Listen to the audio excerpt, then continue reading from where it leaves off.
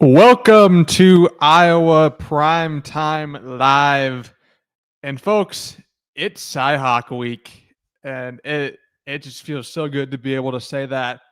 Uh, it, this is a huge game coming up this weekend. In less than 48 hours, the battle for the CyHawk Trophy, Iowa versus Iowa State. We're going to break it all down on the show tonight. Who has the edge? Who should win this game? Where does Iowa need? What does Iowa need to do to win? What do they need to avoid to win? And then we're going to give a prediction, of course, at the very end to send things away. But what a fun week it's been so far, as the CyHawk festivities have swept across the good Lord, have swept across the state of Iowa. This is Iowa's Super Bowl. Iowa versus Iowa State. The wrestling and the basketball games are great and those matter, but it's all about football in this state. It's all about the battle on the gridiron. And this game has got a lot of different things to break down, which we're going to get into tonight. I am your host. I'm your host, Zach Heine. Josh Helmer is off tonight, and you're watching the voice of college football, Iowa at the voice of college football. Make sure to follow us on X. I'm at Zach_Heine. And then we're at the VOCFB. And make sure you check out me and Josh's written work as well at Hawkeyes Wire. Me and Josh, half of the team over there, putting out a lot of great content. Iowa football, Iowa basketball, recruiting, Indiana Fever, all that fun stuff over there. So make sure that you check out Hawkeye Wire for your daily dose of Iowa content. But you're here to talk about the CyHawk game, and it is our call-in show. So I'm going to put the StreamYard link in the chat real quick,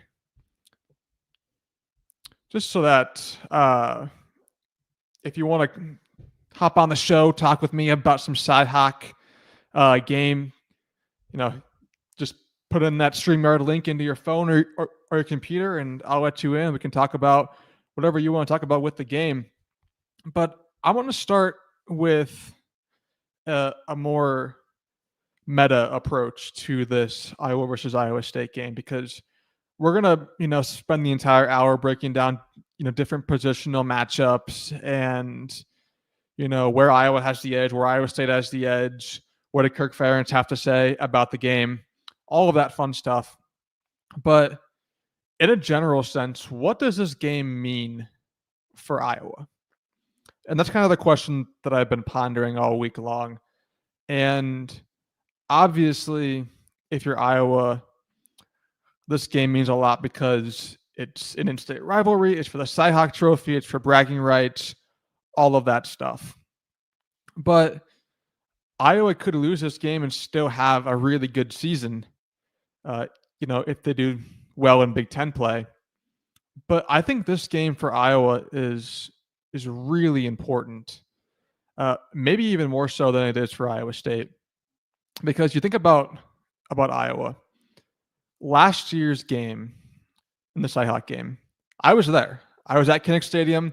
I was right behind the south end zone, and I watched an Iowa offense that failed to score touchdowns multiple times inside the 10-yard line, and they had to settle for field goals, which ultimately came back to cost them in a 20-19 loss. But Iowa, they feel like a team that let one get away last year at Kinnick. It's a game where you led 13-0 at halftime.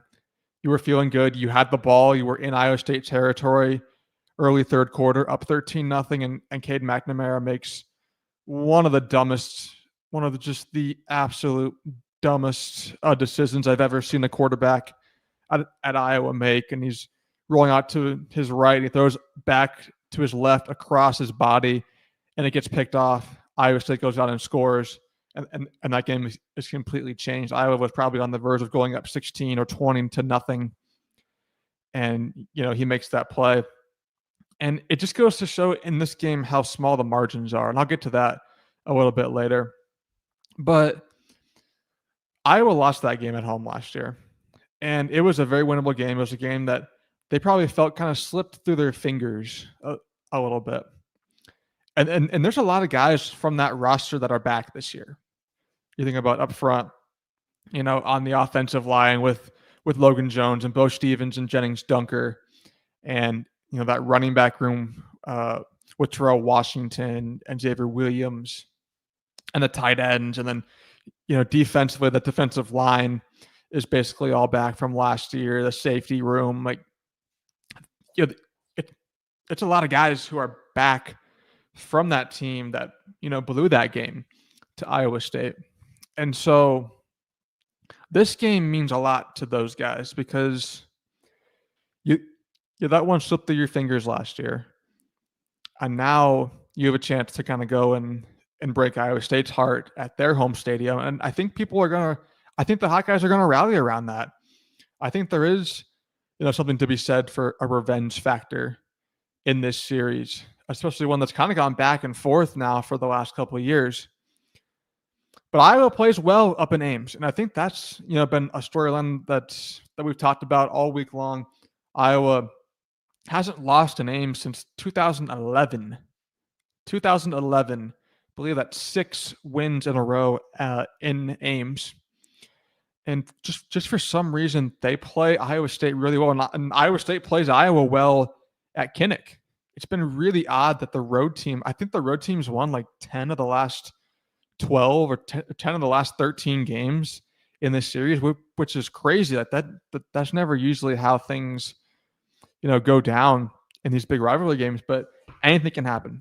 And I think, those 3 words, anything can happen, that is what is giving a lot of Iowa fans some hope heading into the CyHawk game.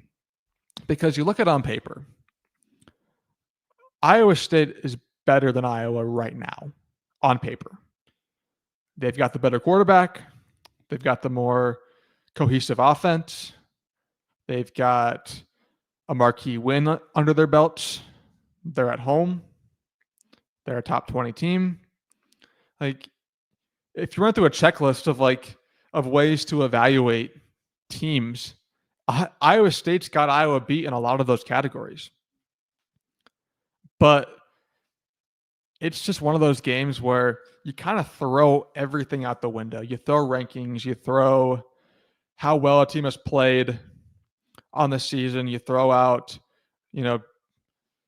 certain matchups just out the window because it's a rivalry game and anything can happen. And this game, to bring it all back to where I started with, this game just being huge for Iowa and what does it mean for the Hawkeyes? It's just it's a chance for a big signature win early in the season on the road, top 20 team.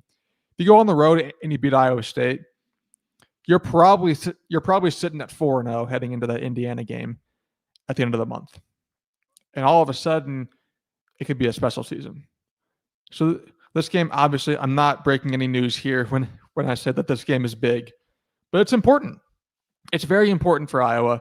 And, we're going to break down position by position, who's got the edge here, what do the Kirk Ferentz have to say.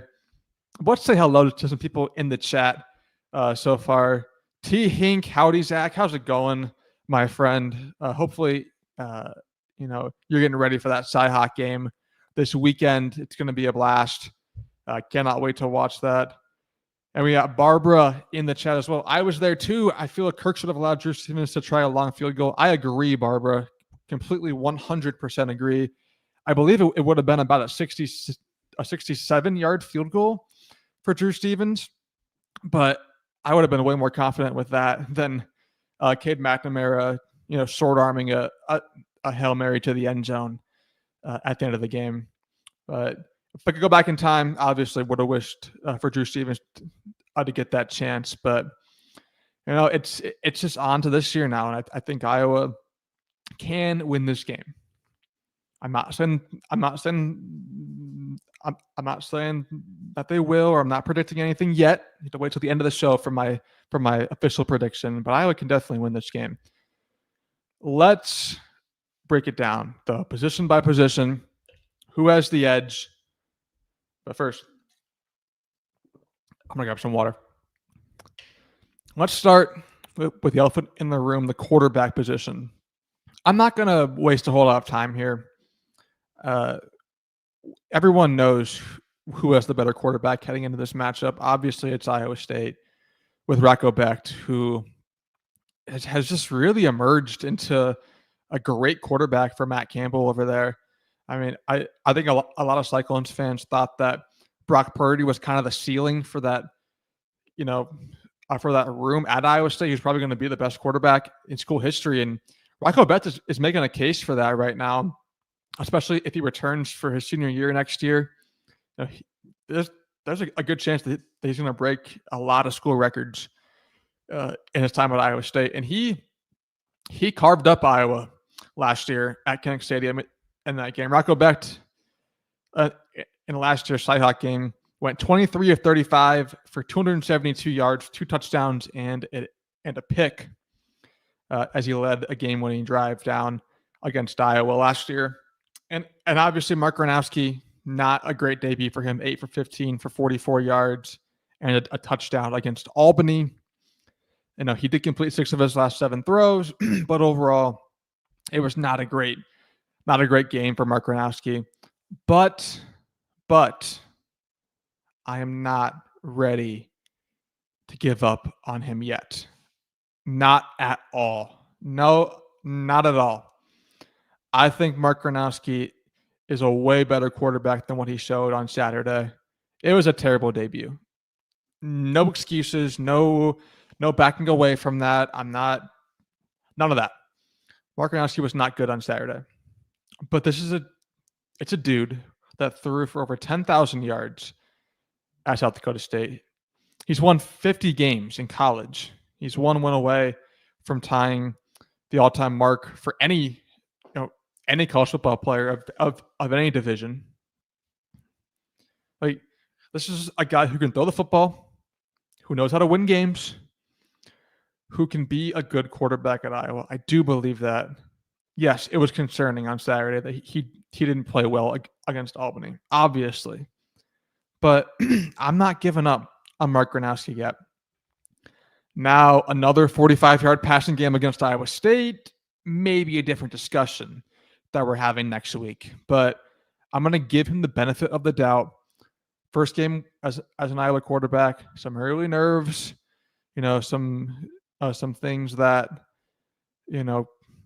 just got into his head a little bit, and he didn't play well. And I think going on the road actually might help him out a little bit with eliminating some of the noise and some of the pressure that comes with playing at home as a quarterback for Iowa.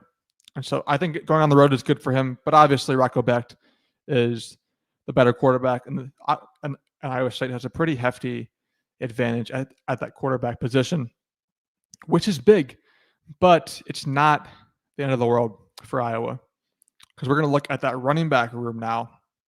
And the running back room is really interesting because Iowa obviously is down Kamari Moulton.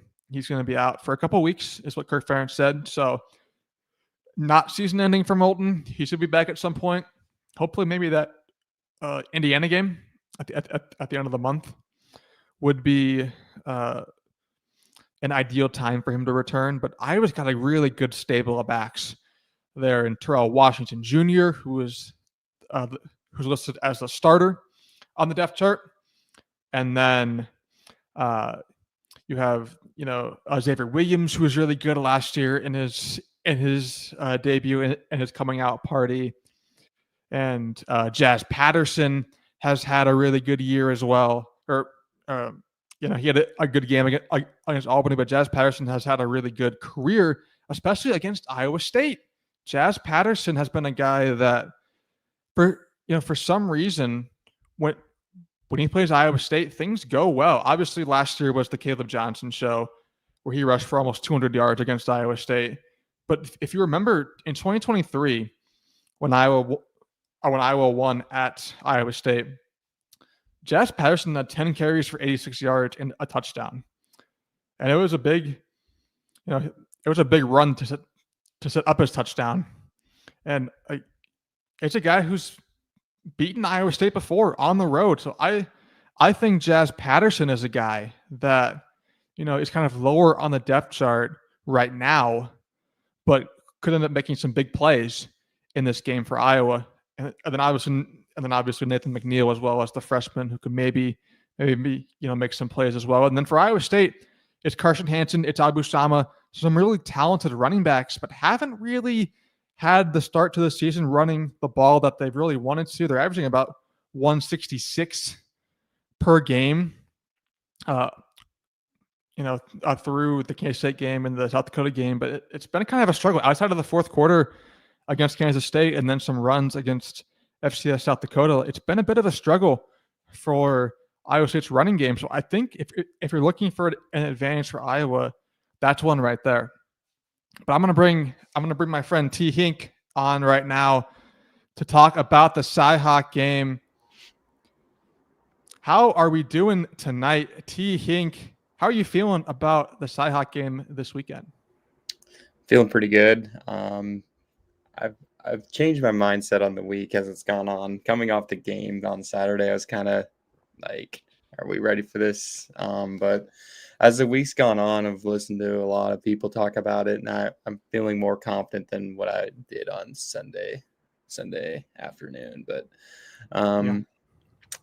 I think it really comes down to the turnover game. I think if Iowa can punch Iowa State in the mouth early and get maybe a turnover or get sacks on Rocco will help the outcome of the game. You were talking about Jazz there. I'm wondering if he's in the doghouse. Like, it felt weird that he was the fourth string guy on Saturday. I didn't know if he got in trouble or something and he was in the doghouse. I didn't know if you knew anything about that, but it just felt weird that he was not in until after Nathan McNeil. Yeah, I think there definitely could be something to that as well. Iowa's got a deep group of running backs this year, so maybe it's a thing where the coaching staff just liked Kamari Moulton and Terrell Washington and Xavier Williams more than Jazz Patterson. I'm not sure, but it would not surprise me one bit if Jazz Patterson broke off a big run in Ames on Saturday. It would not surprise me one bit. I think he's a guy who's kind of built for these moments. He's done it before in Ames against Iowa State.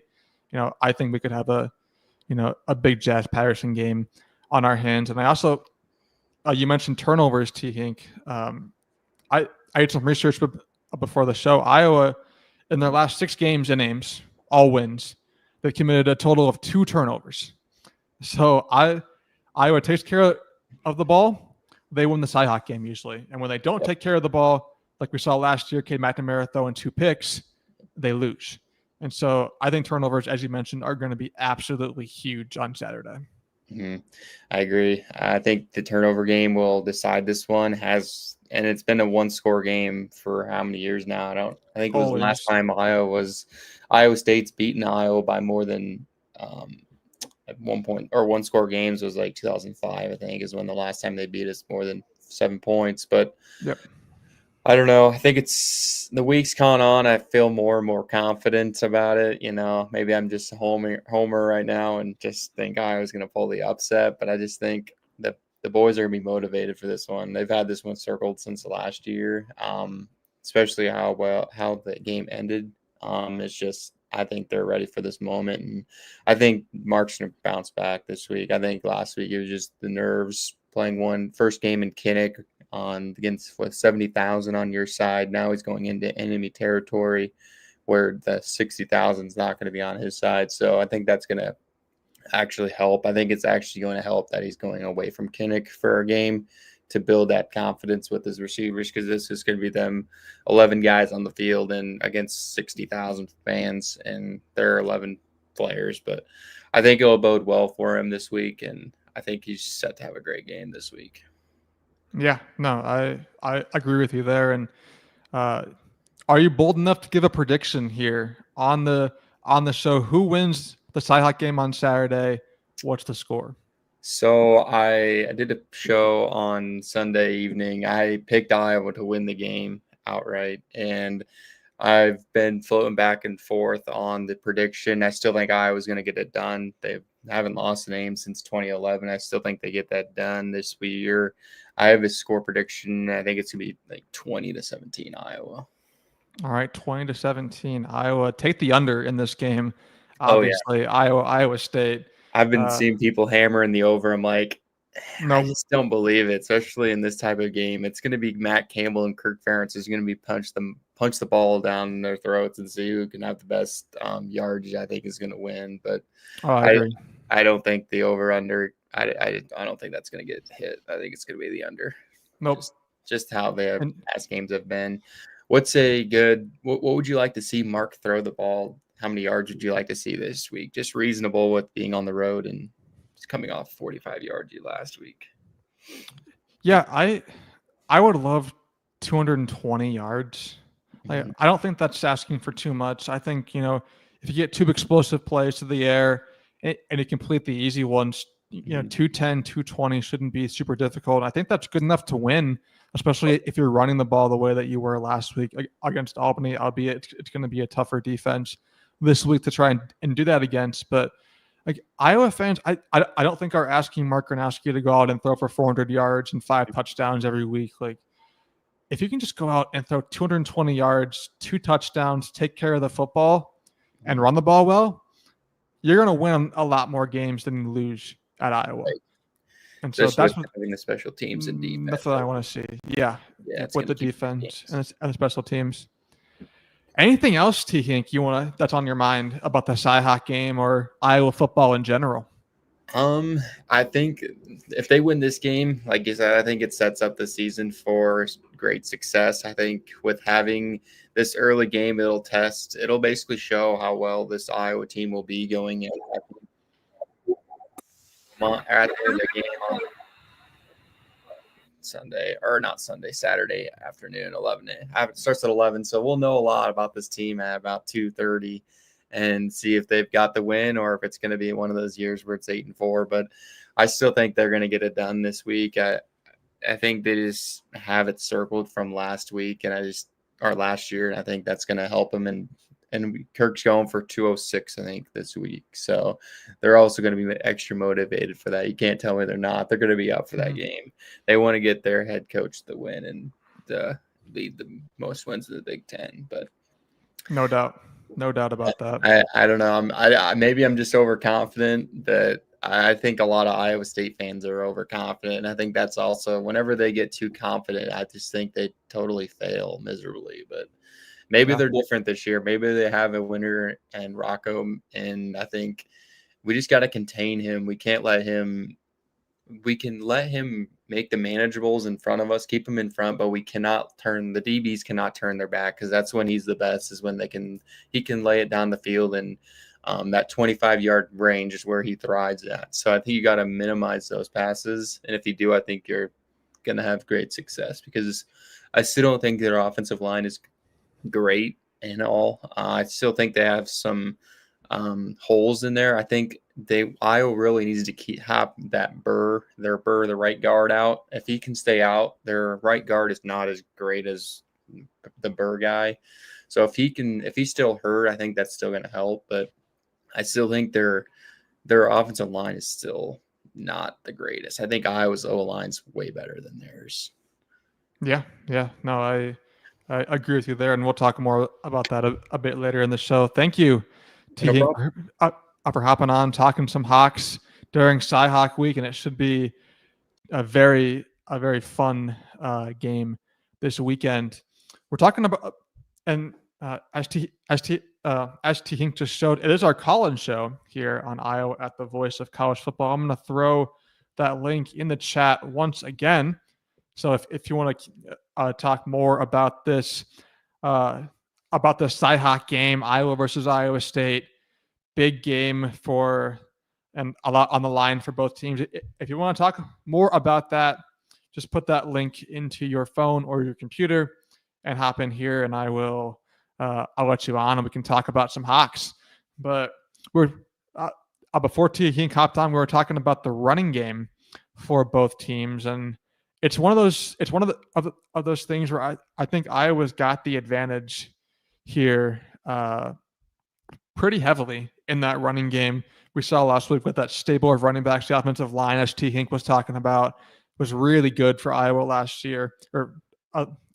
week, with Jones and Dunker and Stevens, and Cade Pieper was really good in his first start at right guard. he and Stevens were the two highest graded offensive guards per PFF in week 1. And then even left tackle Trevor Lauk and Jack Dotzler were impressive at that left tackle spot. And Trevor Lauk will be getting the start at left tackle in Ames. But I think if you're looking for if you're looking for that advantage for Iowa, if you're looking for the place where they can win this game on Saturday, it's that offensive line going to work and dominating the trenches, opening holes for that running game to come out and run wild. And I think Iowa can definitely do that. Jazz Patterson, as I mentioned, has a history of doing that. Xavier Williams looked really explosive last week. Terrell Washington is a guy that they're probably going to want to try and get, involved in the passing game because he's so explosive with the ball in his hands. And so it's all right there for Iowa with the running game. And then, passing the ball, Iowa's receivers were pretty disappointing last week with that receiving game. It's obviously not all their fault. The plays weren't working. Mark Gronowski wasn't great, but I expected more from them. They're going to need guys like Sam Phillips and Seth Anderson to make big plays. Iowa State secondary, they're starting two redshirt freshman safeties because they moved Jeremiah Cooper, who was playing safety, out to corner, along with John Tez is their other corner who's really good. John Tez Williams, I think, is his name. But Iowa State's corners are really good, but the safeties are inexperienced, and we saw Kansas State take advantage of that with some double moves up the middle for some big plays. Can Iowa do that? Will be the question on Saturday. Can Mark Gronowski and Tim Lester scheme up some plays to get a receiver or two open on a few plays for Iowa to go down and take advantage? I think that'll be big for Iowa's passing game to hit some explosive plays, especially early in this game, to try and get that Cyclone crowd out of the game. And so I think Iowa's offense, really the key to victory for them, is to run the ball very well, get Mark Gronowski into a rhythm early on in the game, some easy throws, some play action dump offs to tight ends, some running back screens, whatever it takes to get him some completions early in the game will be big. And then when you get the chance, when you get the deep shot, Mark Gronowski has to pull the trigger, and the receivers need to come down with it. Take advantage of your explosive plays, and I think that's a key to victory for Iowa offensively. Now we'll talk about Iowa's defense and the Iowa State defense as well after this quick break. College football is even more exciting when you've got some action on the line, and the games are even better when you're cashing in. And the Voice of College Football is the place to be to get the greatest value. Start with my picks. 75% against the money line, 58% against the spread, and I've got a 40-plus year track record. 11-0 in the college football playoff for me last year against the money line, 8-3 against the spread. And I'm just the warm-up act. Steve Merrill of Wager Talk is our ace in the hole, show stopper. 7 years with the Voice of College Football, over 30 years in the industry. Steve gives us analysis on all the big games, but you can't miss Steve's weekly under-the-radar pick. 28-12 against the spread the last 3 years.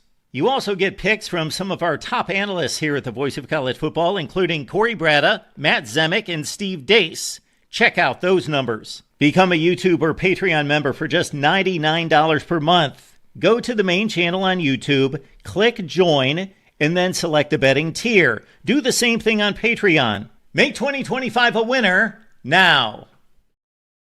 And thank you to Mr. Mark Rogers for that. Make sure you're following at the VOCFB on X to keep up to date with everything going on at the Voice of College Football. There's so many channels and teams being talked about.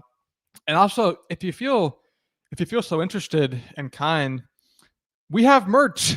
Iowa at the Voice of College Football has its own branded merch. We got t-shirts, we got sweatshirts, we got koozies for game day, we got mugs. whatever you want. We have it branded Iowa at the Voice of College Football merch at the link on your screen and the link in the description. Make sure that you check that out. It's some super cool stuff right there. Everything you need for game day right down there in that link. So make sure that you're doing that. And if you feel so kind, buy a super thanks as well, which directly supports Iowa Primetime Live and Iowa at the Voice of College Football. And that link is also in the description. But all that talk aside, let's keep talking about this CyHawk game because it's just so much fun to break it down and to talk about who has the edge. We talked about Iowa's offense before the break, and Iowa State's offense a little bit as well with what they were able to do in their first two games. Let's move on to Iowa's defense after we take a look at a couple of the chats. Lots going on in the chat tonight. We got Joe Keller in the house. ISU was going 0-7 since 2011 at home. Go Hawks! Yes, Iowa State has not played Iowa well up in Ames over the last decade and a half. That's definitely an advantage for Iowa in that game. Jack in the chat. Hey, Zach, the line play last Saturday was almost perfect. How do you think we're going to look against this 3-3-5 on Saturday? I think Iowa's offensive line is going to play very well. I think it's a veteran unit with guys that have played a lot of football, especially with Jones and Dunker and Stevens. And I like Dominic Orange up front a lot for Iowa State. But the rest of that D line is very inexperienced. It's some guys who maybe haven't broken onto the scene yet, and maybe they will on Saturday. But I think going into the game, Iowa's offensive line should fare pretty well against the Cyclones' defensive line, and hopefully be able to move some bodies and get the running game going, and also protect Mark Gronowski, of course. But I think Iowa's offensive line should feel pretty good about how they're looking heading into this game. Joe was back in the chat. Lester has had this game circled all year. It's going to have an excellent game plan for this game, and I agree with that. I talked about that in my offensive keys to the game for Hawkeyes Wire, and I think Iowa was very vanilla with their offense last week against Albany, and they're saving some stuff for this Iowa State game. I have no doubt about that. And so I think it's going to be it's going to be a big game plan for Tim Lester. I think he's going to dial some things up that we haven't seen, some exotic plays. Iowa's going to hit on an explosive play in the passing game. I'm going to call it right now. Iowa is going to hit on an explosive play in the passing game. I like the way that you think. Barbara agreed with T. Hink. I think the players are motivated to win for Kirk to break the record, and I agree. I talked about that on Monday's show. Kirk at 205. He's tied Woody Hayes for the most wins by a Big Ten coach, and it would be a lot more fun, a lot more sweet to break that record up in Ames against Iowa State as compared to at home against UMass next weekend. So I agree. I think the players are going to be very motivated, the coaching staff as well, to win this game for Kirk Ferentz. And what else do we got going on in here? Aaron is in the in the house. Go Hawks. He says, go Hawks indeed. And we also have Sikos. I apologize if I said that wrong. Let's go Hawks as well. Joe Keller, Mark's going to get free orange juice and vodka all week in Iowa City after he truck sticks Big Citrus for a touchdown. Obviously, Dominic Orange's nickname is Big Citrus. I like the way you think there, Joe. But we have another person hopping in here to talk about the CyHawk game. Caden, the Diesel Freak. Me and Caden have had some interesting and fun conversations on this show in the past, and excited to bring him on to talk about the CyHawk game. And Caden, how are you doing tonight? Just chilling. Already had 3 Mountain Dews. How are you? I'm doing great. What are your thoughts heading into the CyHawk game?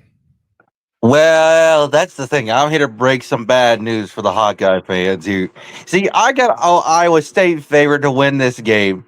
And Okay. I've got them winning by 3 touchdowns, and that's the defense scoring 3, and the offense scores that third and nail hammer in the nail in the coffin touchdown to put Iowa with a loss against Iowa State.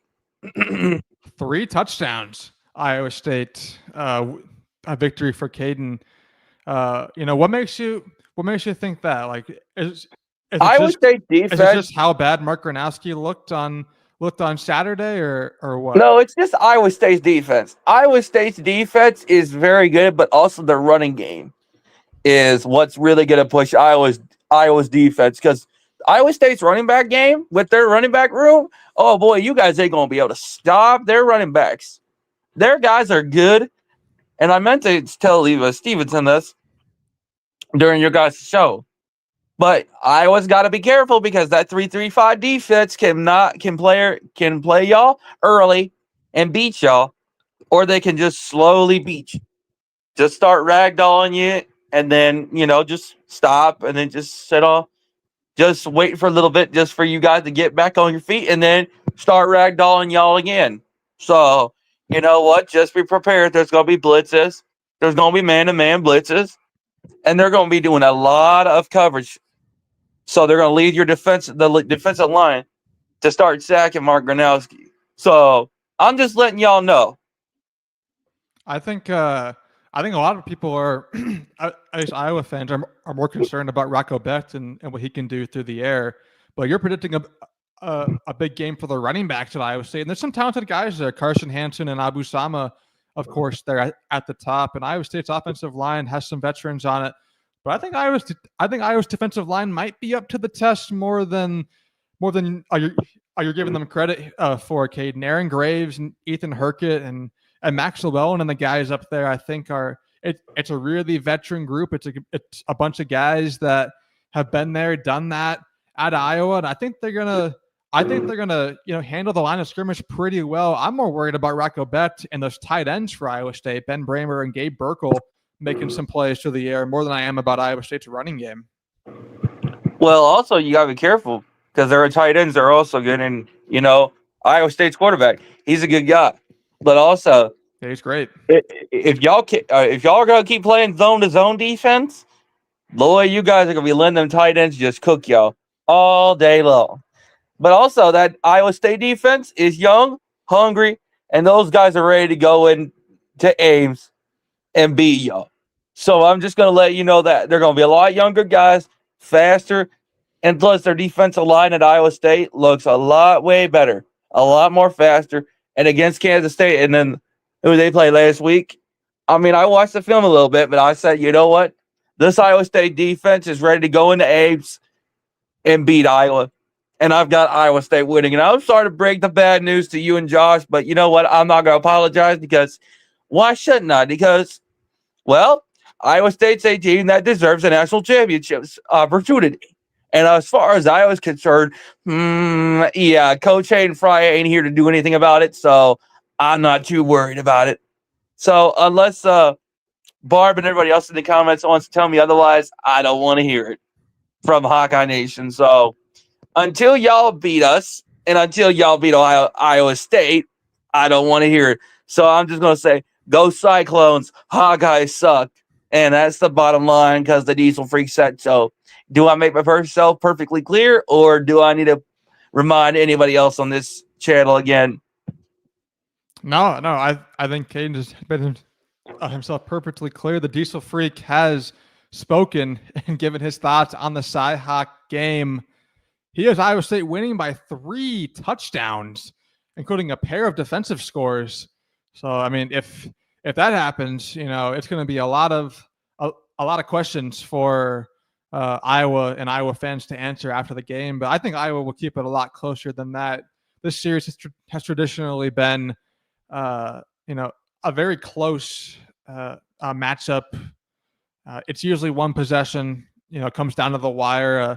A late defensive stand, a field goal, something like that. It's just I'll be shocked if it's a 3-touchdown game on Saturday. That's all I'll say about that. I think this game is going to be very close. It's a rivalry game. It's just usually how it goes. Iowa State's definitely got some, things that should make Iowa fans worry, though. Diesel Frink mentioned those. I mentioned those young players on defense, and they've got some guys over there that can really make some plays. Caleb Bacon as a linebacker as well. In there who can really do some fun stuff. But I think Iowa is prepared for that, and the passing offense looked absolutely terrible last Saturday. But I think Tim Lester is going to open up the playbook a little bit.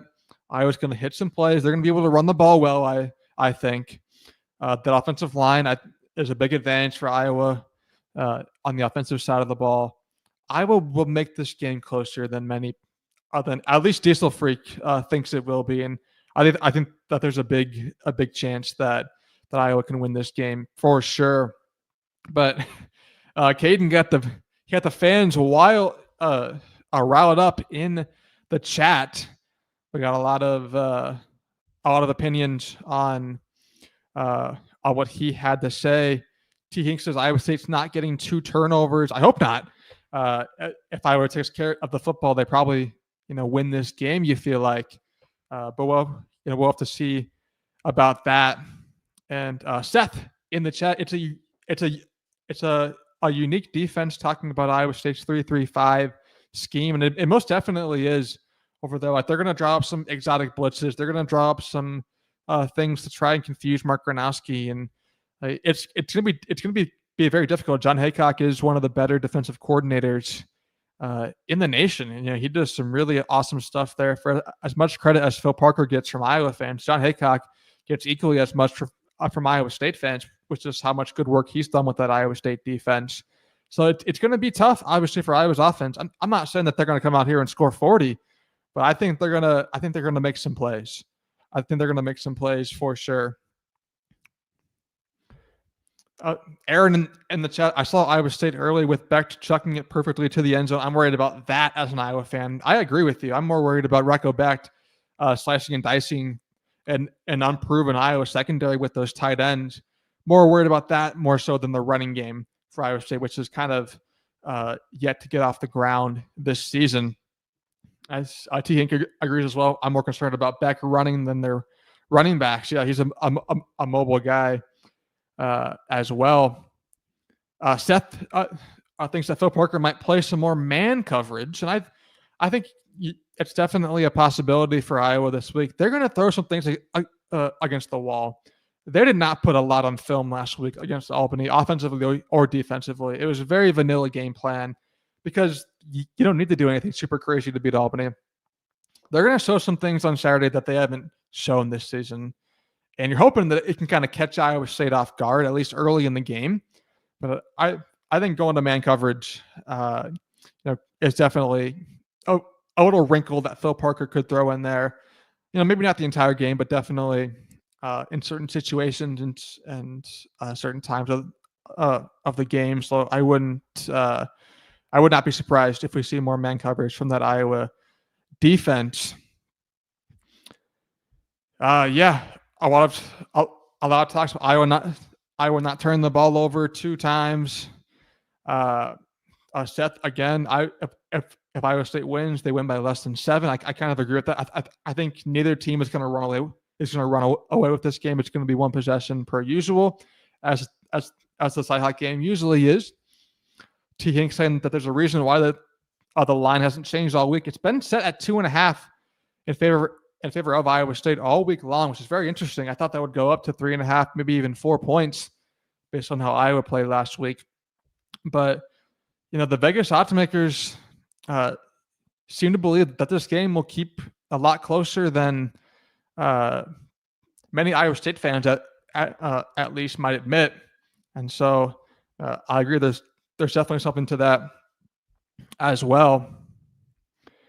And then Seth, I said, in the last 6 wins against Iowa, it's been a total of 15 points for Iowa State. Yeah, it's been so close. They won by 1 point last year. I think they won by 3 points in 2022. Like, it's been super close every single time with with this game. These teams don't blow each other out. It's always a fun game. It's always going to be a close game, and so I definitely agree. I don't think we're getting a blowout in this game either way. Matthew Anderson in the chat. ISU's offensive line is awful. Can Iowa get to the quarterback or not? That's your ball game. I wouldn't say that Iowa State's offensive line is awful, but I think there's an advantage for Iowa's defensive line for sure. And they got a lot of pressures last week against Albany, but only 2 sacks. You're going to have to finish off more of those pressures on Saturday, especially because Rocco Becht really thrives on evading pressure, extending the play, and fighting the open receiver. Yeah, that's where that's where he's really elite. And so if Iowa's defensive line isn't finishing off those pressures with sacks, obviously there's a better chance that Rocco Becht is going to be able to make some plays rolling out of the pocket and finding the open receiver. And so it's going to be important, obviously, for Iowa to complete those pressures and force some sacks out of that. T. Hank, if Iowa has 100 passing yards, 50 yards from mark on the ground, and 200 yards rushing, Iowa is winning the game. Yeah, I mean, you're talking about 250 rushing yards and another 100 through the air. I think that's very fair that Iowa could win that game. That might be the that might be the moral or the story that we see here with this game. And we have Seacoast again. Iowa's winning no matter what, and that's coming from a guy who lives in Ames. Hawks by 1,000,000. We love the optimism there as well. T. Hink chiming in as well with that. Aaron, as an Iowa fan, I'm happy that this game is at Jack Trice in person. I've attended 4 CyHawk games, 3 losses at Kinnick, 98, 2000, 2002, 1 win at ISU, an 09 blowout. I've been to 2 CyHawk games in my lifetime. Obviously, I was there last year when Iowa lost that game on the last second field goal. I was also at Jack Trice Stadium in 2017 when Iowa won that crazy 44-41 overtime game in Nate Stanley's first year starting. What a wild game. That was a blast to be at that game. And so it's fun going in person. It's fun going in person to the CyHawk games. It's a blast. Yeah, there's nothing that beats going in person to watching one of the best rivalries in the entire nation.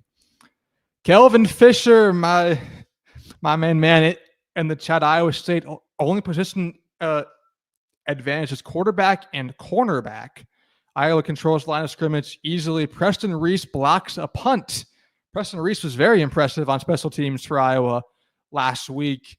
Really flashing on that kick coverage, and I think if Iowa wants to win this game, they're gonna need a play like that, a blocked punt, a blocked field goal, a big punt return. Something in the special teams is really going to determine this game. I just have a feeling about that.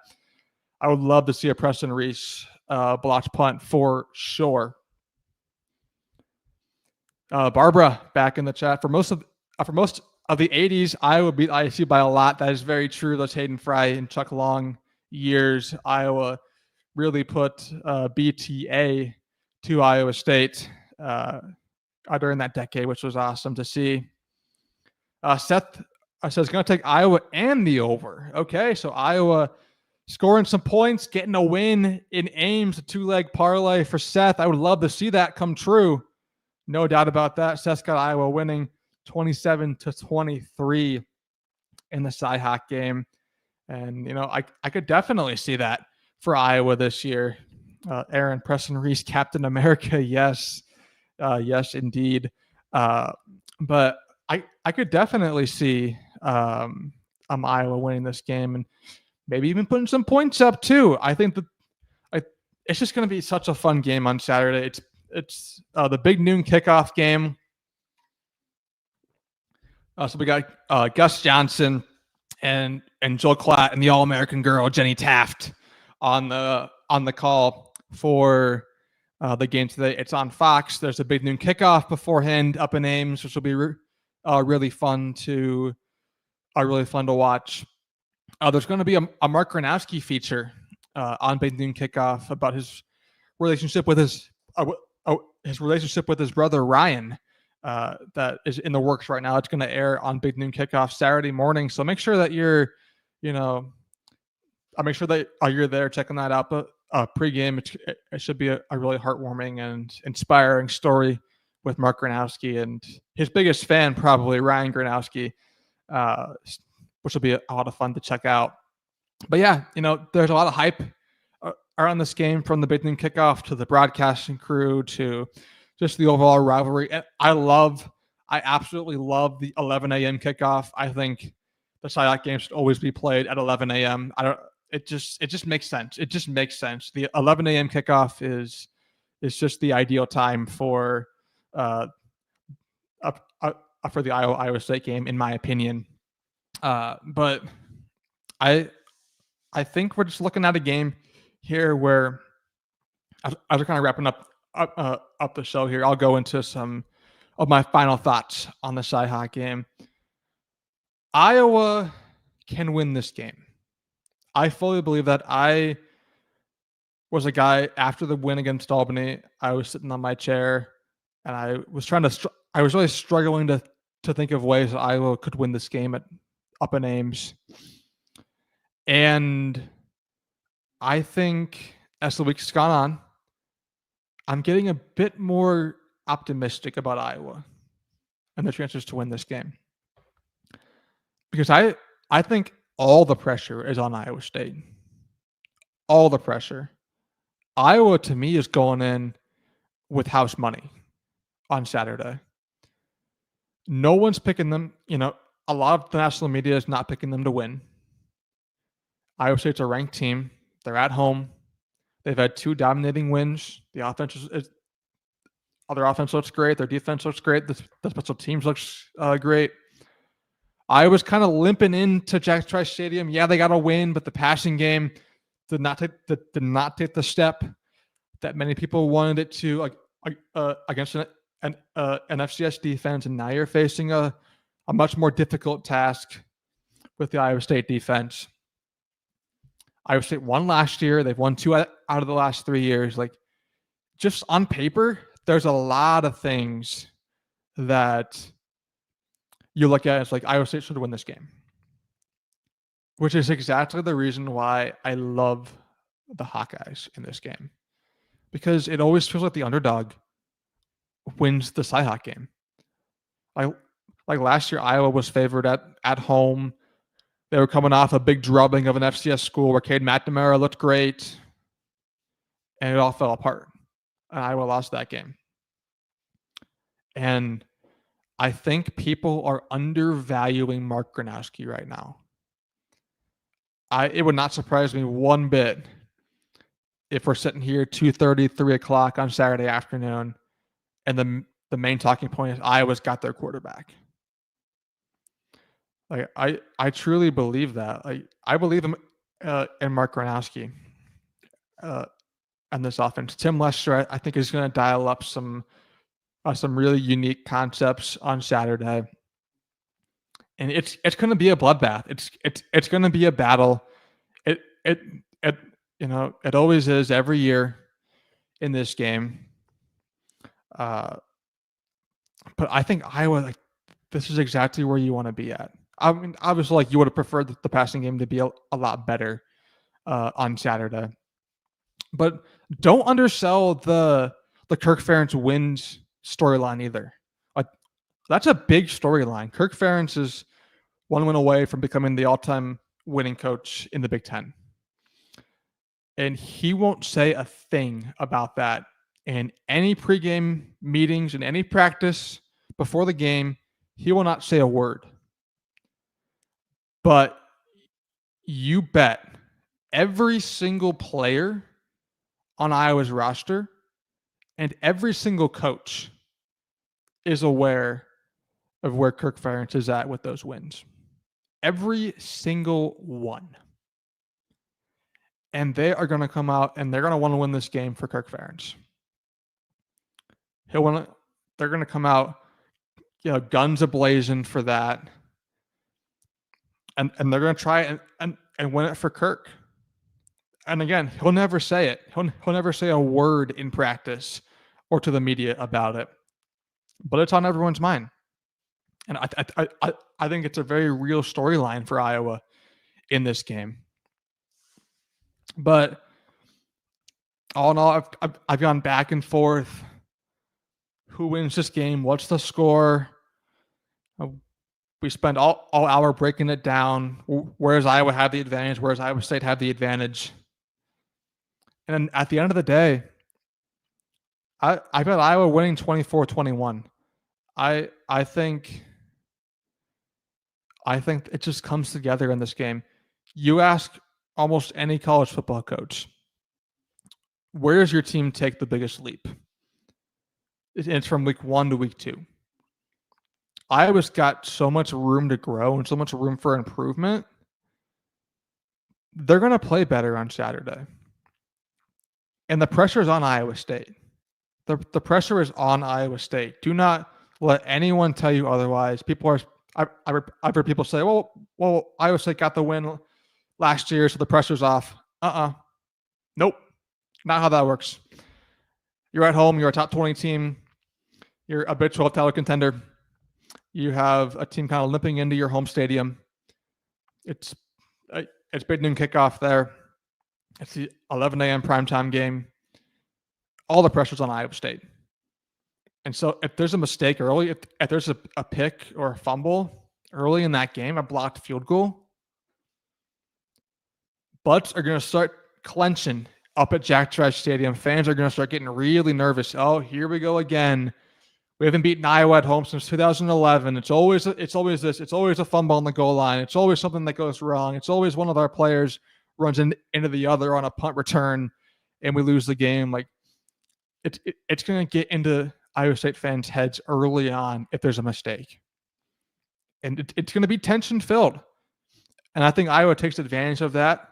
I think that they take advantage of being the underdog, of being the team that no one's really betting on, to go on the road and beat Iowa State. And I think people are overvaluing Iowa State a little bit as well. Very good team. Very deserving of a top 20 ranking. But I don't think Kansas State is very good.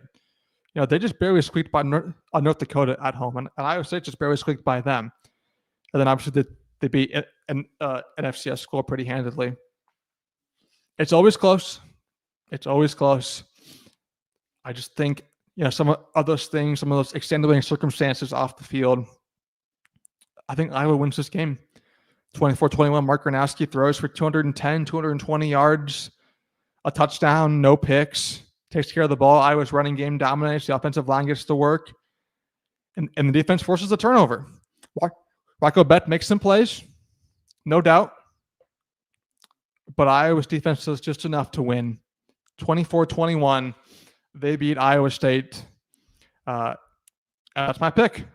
Officially on the air, Iowa 21, Iowa State, or Iowa 24, Iowa State 21. I want to wrap it up here with some thoughts from the chat. Kelvin Fisher, Iowa can not only win, they will win.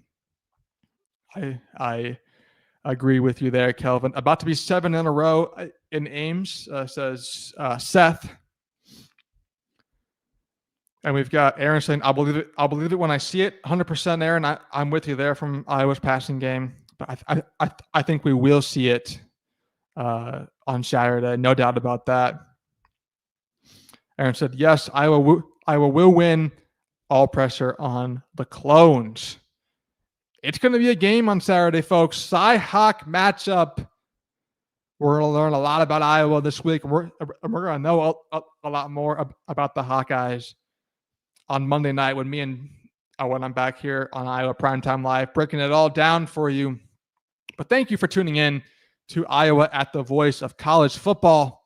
And make sure that you tuned in Monday night for Iowa Primetime Live, where I'm back breaking down the CyHawk game. But until then, enjoy the game. Go Hawks. I'll talk to you Monday.